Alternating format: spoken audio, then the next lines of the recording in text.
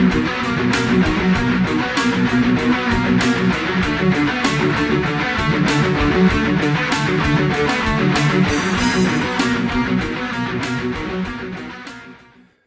what I have going on is I'm chopping and channeling the body.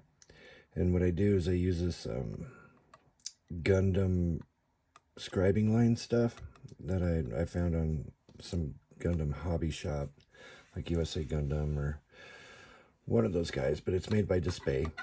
And it actually works really good. This is the scriber that I use, and it's just a Tamiya scriber. But you get different thicknesses. And this one is like 0.3 millimeter, which is fine. So what I'm doing is I want to keep this detail that goes along here. I thought it looked pretty cool. So I'm going to cut this piece out here and then just raise it up to this part. And what I do is I scribe my lines until I get through the plastic. And I do the same with the top, which will keep my lines pretty square and straight before I attack it with a saw. And I got a saw like that. And then for the top, these are like the best.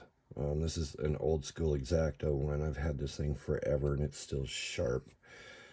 And it'll allow me to get my lines cut straight.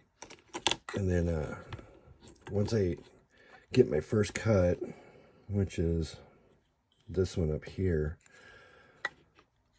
as you can see, I've kind of scribed it anyway. I'll make this cut, get the whole top off, and then I'm going to go through and cut that out. So that way I can keep most of my window size. I don't want a little mailbox slit for a back window. I'd like to try to keep it as large as I can. And, you know, the other thing too is you want to keep your corners and, and all that stuff. So I'll get that figured out. And next time you see this, it should have a chopped top. So what we have here is a chopped top. Today's pointer is brought to you by my tweezers. Get you some.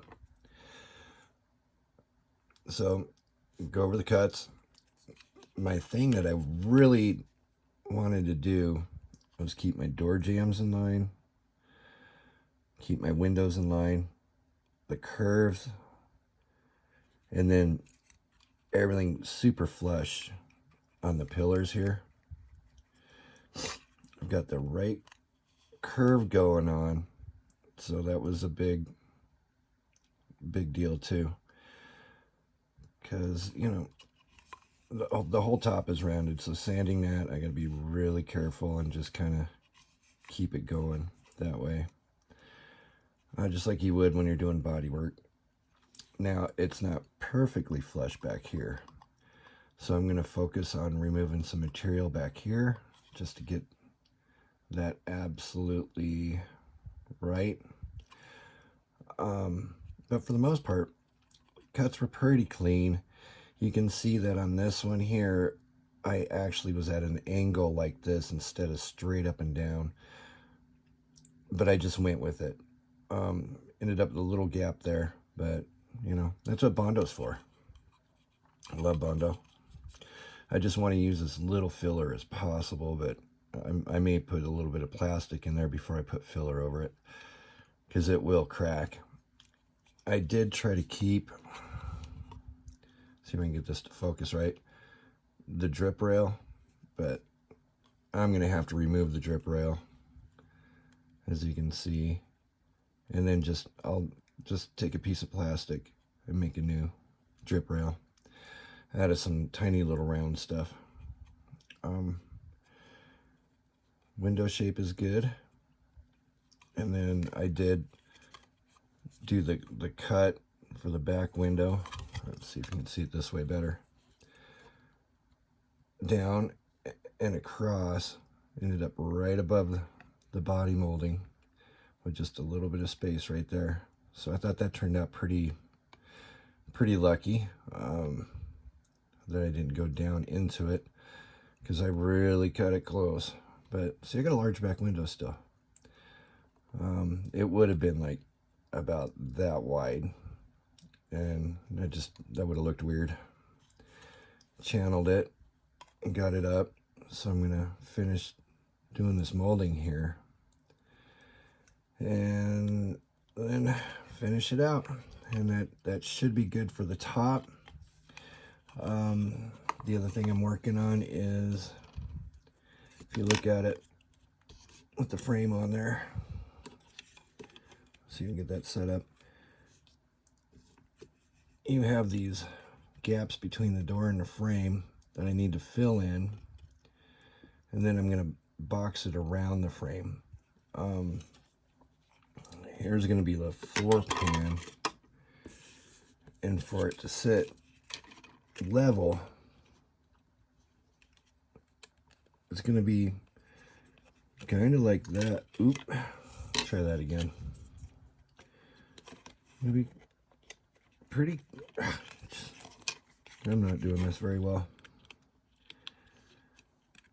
It's going to be kind of like that, where it's got a gap in the back, and that'll keep it level.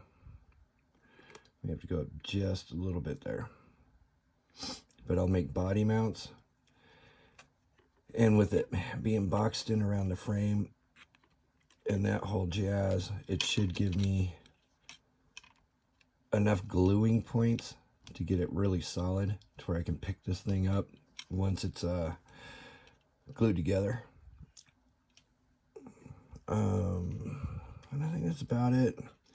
Trying to decide now if I'm going to just go with a drop front axle on it, or if I'm going to go with an independent front suspension. I do have this one from the 41 Willys,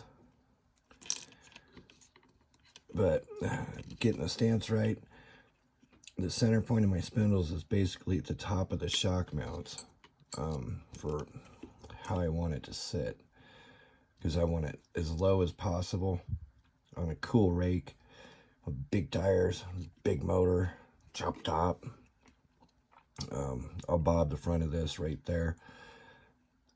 I think I can get it lower with a drop axle, but the independent front would be cool. One of the next things I'll do is just finish out the body work, getting rid of these little lows, you know, and I figured I'd wait until I started bondoing the truck before I started, you know, fixing some of these low spots. Alright guys, hopefully I'll have a suspension on this thing pretty soon, or at least mocked up to where I know exactly where it's going to sit, and then get that motor in there. I'm definitely going to get that block and transmission and stuff together to figure out the hump and everything for the interior. So, be kind to each other and model on.